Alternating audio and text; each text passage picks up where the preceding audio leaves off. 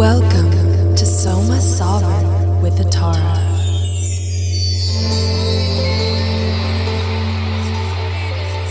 The Sunday Soma.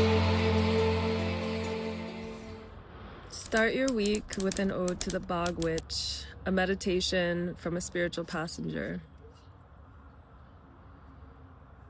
Soma check-in. Reader, how is your somatic democracy doing? The united cellular states of you. I can tell you about mine.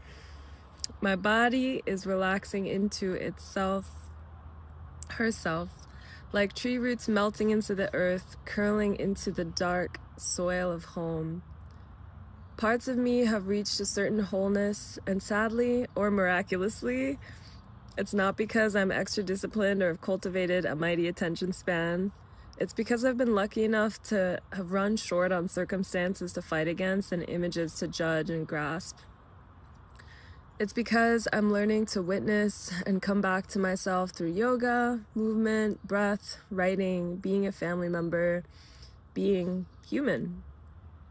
I'm letting life do its thing more and more because I stopped being able to resist its truth as much as I'd used to.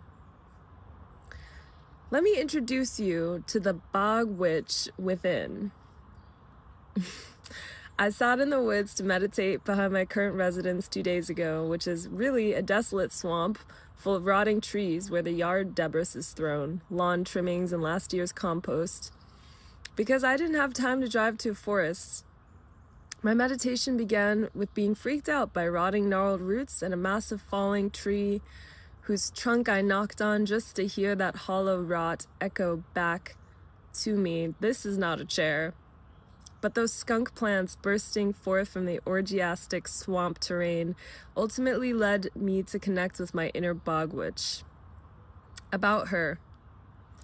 The Bog Witch, located in oft-neglected swamps of the earth and unseen darkness of our insides, lives in the forgotten furrows of our psyche. She is the microbiota and the neuronal network in our guts, the second hidden wild digestive brain enfolded between the belly centerpiece of the navel and the pillar of the spine, the literal mind of its own. She is the billions of tiny bugs breaking down a fallen tree, the delicate whitish strands of mycelia extending through the earth. This Bog Witch is the hag, the wrinkled one with leathery gray skin and stringy swamp-like hair, tattered clothes and a mole-embellished crooked nose, thin lips and bony toes. Night vision on, she perceives darkness. She is it. She absorbs it, transmutes it, essential to the biological and psychological process of life, just as daytime is to midnight, just as air is to water. And here's the thing. Once I chilled with the Bog Witch, I discovered she's not as bad as I thought.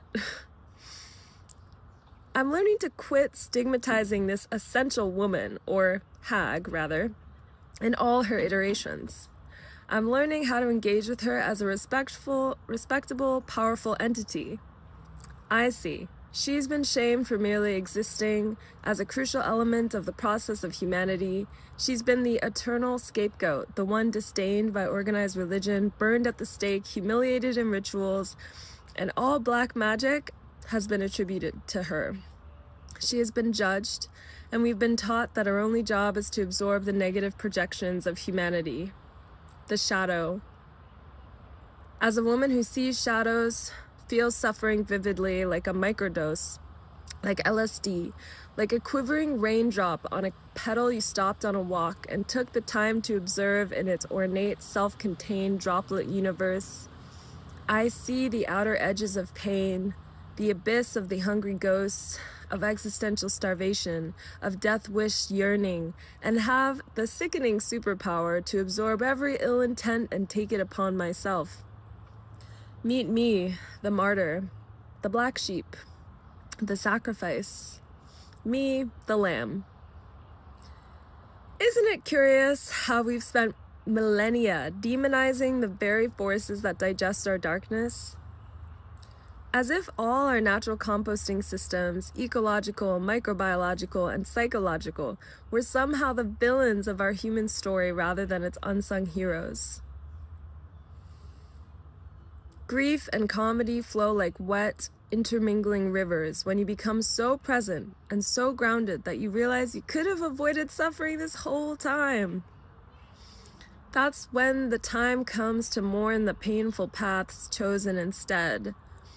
From the viewpoint of being a bit more of a cooperative human with this Bog Witch archetype, it seems hilariously obvious that we all could have achieved everything we've achieved now simply by relaxing, refraining from grasping or judging, and instead, most of us have fought our way through made-up thickets to get here.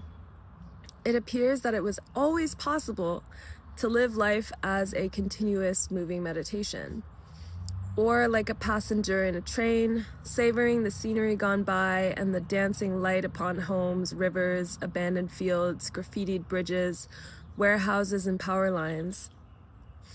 It's good to live life like that, as a genuine passenger. This way, you are unscathed by what you see, never shocked when what you witness passes, and always delighted to lay eyes on each novel moment. We don't worry if there's the next thing coming. We know it's a part of the ride. We don't cry when a vista passes. We know it's a part of the ride. I want to ride like that. The train is our perception, the scenery is the ever-undulating, illusory nature of the worlds. The observer is the I self. The ride itself is chugging through time on the fuel of compassion. Grief is in the heartbroken, the angry passenger, the grasping passenger, the passenger identified with the scenery, wishing to reach out the sealed window and grab a fistful of what's desirable, or dissect under a magnifying glass what is undesirable, preserve and freeze what has already passed, and skip what is in the current view. The passenger possessed by passions rather than riding is fighting life. What is the precise opposite of riding? I asked my bestie, Claude AI, and got this.